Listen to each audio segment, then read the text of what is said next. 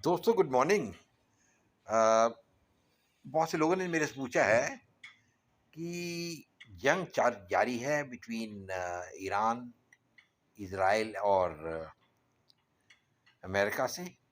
तो what is going to happen next? मतलब इसका क्या अंत क्या होने वाला है? विल इट बी कि ईरान डिफीट हो जाएगा, हार जाएगा और रजीम चेंज होगी, या अमेरिका पीछे हट जाएगा? मैं दो पॉइंट इसमें बताऊंगा। ये हार और जीत एक बहुत ही इंपॉर्टेंट मुद्दे पर रहती है। वो है जो स्ट्रेट ऑफ हॉर्मुस है। नाउ अगर तो ये स्टेट ऑफ हॉर्मुस जो है ये ईरान के कब्जे में रहेगा, और जो भी पीस ट्रीटीज आप करें या ना करें, तो इसका मतलब अमेरिका हार गया।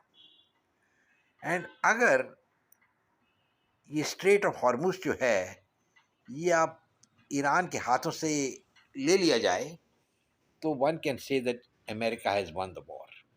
सो ये एक बहुत ही इंपॉर्टेंट पॉइंट है। इस वक्त जो स्ट्रेट ऑफ हॉर्मुस है वो ईरान के ही हाथ में है, और डोनाल्ड ट्रंप चाह रहे हैं कि जंग किए बगैर मिल जाए। दूसरा पॉइंट एक और है कि जो लाइफ लाइन है ईरान की, that is the खर्ग island, Donald Trump चाहते हैं कि वो अपने आप ही इनके हाथ में आ जाए, बिकॉज वो एक लाइफ लाइन है। अगर ये दोनों चीज़ें अमेरिकन हाथ में आ जाएगी, ये खर्ग का island as well as the state of Hormuz, तो इसका मतलब अमेरिका जीत गया। पर ईरान ने बहुत बड़ी एक गलतियां की है, बिकॉज इस वक्त सिचुएशन ऐसी कि ईरान अकेला रह गया है। सी, प्रिंसिपल ऑफ वॉर का एक बहुत बड़ा एक्सियम है, that is the political aim is the most important. और पॉलिटिकल एम जो है ये है कि ईरान में रजीम चेंज हो। मेरे ख्याल में ये रजीम चेंज नहीं होने वाला है। That is what I personally feel. इस वक्त जो सिचुएशन मुझे ऐसे ही लग रही है, but we will have to wait and see क्या हो रहा है। सेकेंडली कि ईरान ने बहुत बड़ी गलतियां की हैं थिंकिंग कि चाइना उनकी हेल्प पे आएगा। मैं आपको कुछ फिगर्स बताता हूँ। चाइना की जो ट्रेड थी ईरान के साथ, दैट इज $34 बिलियन। और चाइना की ट्रेड जो जो जीसीसी कंट्रीज के साथ है, दैट इज ये जो पांच कंट्रीज हैं, ओमान, बहरीन, यूएई, दुबई और सऊदी अरेबिया, इज $250 बिलियन। तो आप समझ सकते क्या है। और as far as Dubai is concerned, 15,000 Chinese companies are working there. So China तो किसी हालत ईरान की हेल्प नहीं करेगा। I do not know how Iran could have committed such a big blunder by attacking Dubai, because अपने bank को नहीं आप अटैक करते हैं, they attack there own banker. See, आगे क्या होने वाला है, I can tell you very clearly कि रजीम चेंज तो होना ही है ईरान में।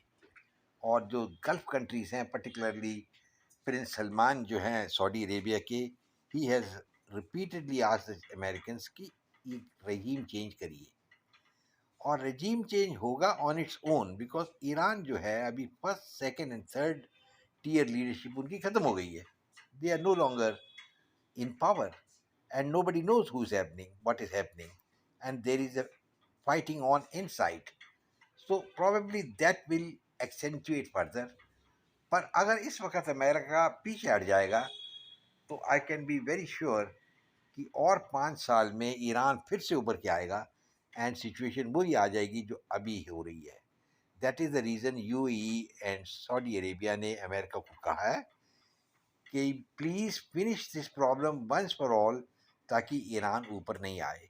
और जो बहुत से लोग हैं जो सोच रहे कि रशिया आएगा ईरान की सपोर्ट में, वो तो सवाल ही नहीं उठता, बिकॉज रशिया एज इज फंसा हुआ है। एंड सेकेंडली रशिया बहुत खुश है कि ईरान का ऑयल नहीं बिके। अगर उनका ऑयल नहीं बिकेगा तो Russian oil will be sold and Russia will make millions of dollars.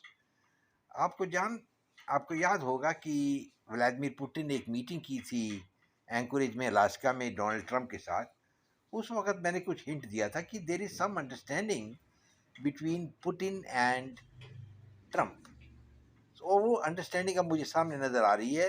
एक तो यूक्रेन वॉर रुक जाएगी, number 2, Russia will be back in the dollar fold, and number 3, Russia जो है वो चाइना से दूर जाएगा, and fourthly, no help will come to Iran from Russia, और रशिया से कोई हेल्प मिली भी नहीं उनको अभी तक, ना ही मिलेगी।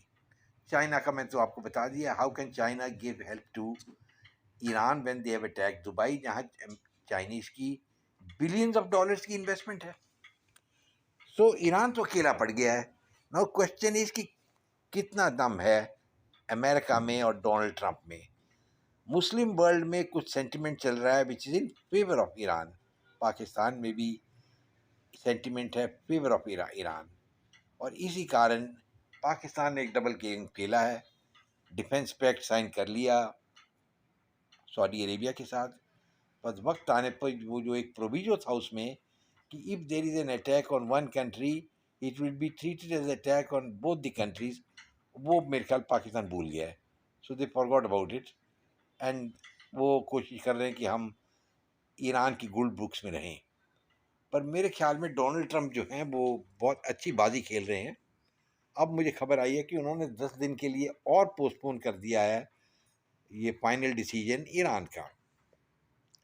Now being a soldier, let me tell you, मैं आपको बताता हूँ कि अमेरिकन ट्रूप बिल्डअप कर रहे हैं, और ट्रूप बिल्डअप जो है वो 2 या 4 दिन में नहीं होता, तकरीबन 1 महीना लगता है। मेरी नॉलेज के मुताबिक अमेरिकन ट्रूप बिल्डअप होगा 15 अप्रैल तक, और हो सकता है कि 25 अप्रैल तक ये कंप्लीट हो जाए। तो जो भी अमेरिकन एक्शन आएगा ये 25 के आसपास आएगा, और ये एक्शन लेना ही पड़ेगा अमेरिका को, क्योंकि अगर आप इस वक्त ईरान को, कहते हैं ना अंग्रेजी में, लीव ऑफ द हुक, तो फिर से वापस आएंगे, एंड इस बार बहुत भीषण जंग होगा। अब कुछ पॉइंट्स उन्होंने डोनाल्ड ट्रंप ने रखे हैं। मेरी अगर राय ईरानियन लीडरशिप पूछे मेरे से, तो मैं कहूँगा कि आप एक्सेप्ट कर लीजिए। Donald Trump does not want to continue fighting, ये भी फैक्ट बात है, because it is a very very costly war. उनके तकरीबन 20 जहाज़ गिर चुके हैं, उनका एक एयरक्राफ्ट कैरियर भी हिट हो गया है। तो इसका मतलब ये है कि cost of war is very prohibitive. उनके 12 ड्रोन गिर गए हैं, each drone cost about $35 million. आप समझिए कि $400 मिलियन तो इसी में ही नष्ट हो गए हैं। और जहाँ तक ईरान का सवाल है, उनके अभी स्ट्रेट जो ये बंद कर रहे हैं हॉर्मुज का, और वो सोच रहे हैं कि अब बहुत बड़ी हमने फीट की है, ये नहीं जानते जैसे अंग्रेज़ों का एक सोड होता था which was called the broad sword, जिसके दोनों साइड एज थे, एंड ये जो हॉर्मुज की स्ट्रेट क्रॉस क्लोज कर रहे हैं, it is going to effect Iran very badly, और वेरी शॉर्टली फूड शॉर्टेजेस हो जाएंगी वहाँ। चावल तो वैसे ही नहीं available, and they have to be sent from India और पाकिस्तान। अगर हॉर्मुज का स्ट्रेट ही बंद हो गया तो कहाँ से जाएगा सामान, उनका तेल भी नहीं बिकेगा। So it's a very very catch 22 अंग्रेजी में जो सेइंग है, कैच 22 सिचुएशन है as far as Iran is concern, और उनके पास कोई चॉइस नहीं है। आप जानते हो हॉब्सन्स चॉइस क्या है, उनके पास बस ऑप्शन चॉइस है, कोई चॉइस नहीं है। और ईरान ने बहुत बड़ी गलती की by going and attacking the gulf countries. इनकी बहुत से ईरानियन जो है वो अरेबिया में, सऊदी अरेबिया में, दुबई और यूएई में हैं, and it is very surprising कि इन्होंने हमले शुरू कर दिए इन्हीं कंट्रीज के ऊपर जो एक्चुअली ईरान के अगेंस्ट नहीं थी। अब सिचुएशन क्या होने वाली जेंटलमैन, मेरे हिसाब से कि अभी रास्ता एक ही है, कि मैंने अभी कार्डिनल पॉइंट बना दिया है कि जो स्ट्रेट ऑफ हॉर्मुज है उसको कौन कंट्रोल करेगा, इसका मतलब वो ही देश जीतेगा, नंबर 1। नंबर 2, जो खर्क आइलैंड है उसको अगर अमेरिकन कैप्चर कर लेंगे, और इसका मतलब ये होगा कि ईरान के दांत निकल गए हैं, and ultimately the Iranian regime will collapse, but it will take time. मेरे ख्याल डोनाल्ड ट्रंप बहुत श्रूड आदमी है, and he is going about it in a very well good manner. अभी देखना पड़ेगा आगे क्या होता है। जहाँ तक इंडिया का सवाल है, मेरे ख्याल Narendra Modi correct path follow कर रहे हैं, एंड कोई ज़रूरत नहीं कि आप मेडिटेट करें या नहीं करें, बिकॉज एक बात इंडिया को याद रखनी चाहिए कि ईरान कभी भी हिंदुस्तान का, अंग्रेजी में कहा हुआ है, बम चम यानी बॉल का दोस्त नहीं था। हर बार वो इंडिया के अगेंस्ट रहे हैं, और जब वो आयतुल्ला खमानी जिंदा था he was deadly anti India. और बहुत सी इंडियंस को उन्होंने भगा दिया था वहाँ से। सो लॉट ऑफ पीपल जो कहते हैं कि हमें ईरान को सपोर्ट करना चाहिए, they are talking out of their head. Iran India का दोस्त नहीं है, नहीं था और नहीं रहेगा आगे। It is an Islamic nation and they have been condemning India on Kashmir all the time. अब सिचुएशन ये है कि मेरे ख्याल में वर्ल्ड का मैप अब चेंज होने वाला है। इसराइल का जो है वो ग्रेटर इसराइल आगे बनने वाला है। इसराइल, आप जानते हो, उन्होंने अटैक शुरू कर दिए हैं लेबनान के ऊपर और बहुत सा हिस्सा उन्होंने कब्जा कर लिया है। Now we will have to see gentleman what happens. I will say good bye, God bless.